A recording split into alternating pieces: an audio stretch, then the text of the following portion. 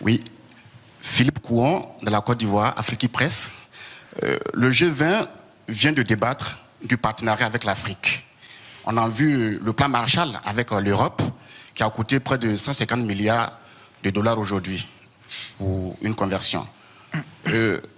Concrètement, combien les pays du G20 sont prêts à mettre, en tout cas dans l'enveloppe, pour sauver l'Afrique? Et quelle sera la contribution de la France? Alors, je vais vous dire, je ne crois pas une seule seconde à ce genre de raisonnement. Pardon d'être aussi direct. Il y a eu plusieurs enveloppes qui ont été données.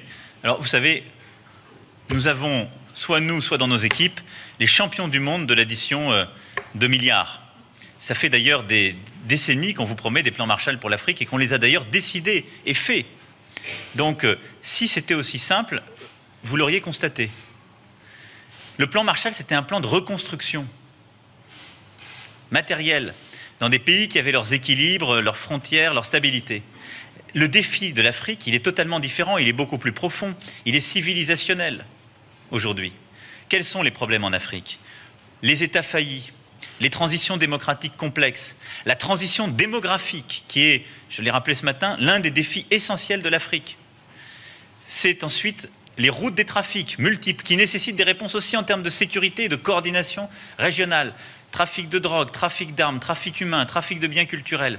Et c'est le fondamentalisme violent, le terrorisme islamiste.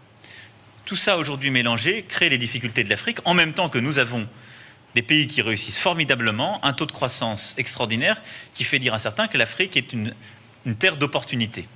Donc si nous voulons une réponse cohérente à l'Afrique et aux problèmes africains, nous devons développer une série de politiques qui sont bien plus sophistiquées qu'un simple plan Marshall et des milliards accumulés. Partout où le secteur privé peut s'impliquer, il doit s'impliquer, nous devons l'orienter. C'est ce que nous sommes agréés avec la Banque mondiale. En matière d'infrastructures essentielles, d'éducation, de santé, là, il y a un rôle pour le financement public et c'est dans ce cadre que nous devons agir. C'est notre responsabilité. En matière de sécurité, nous devons agir en lien avec les organisations régionales africaines.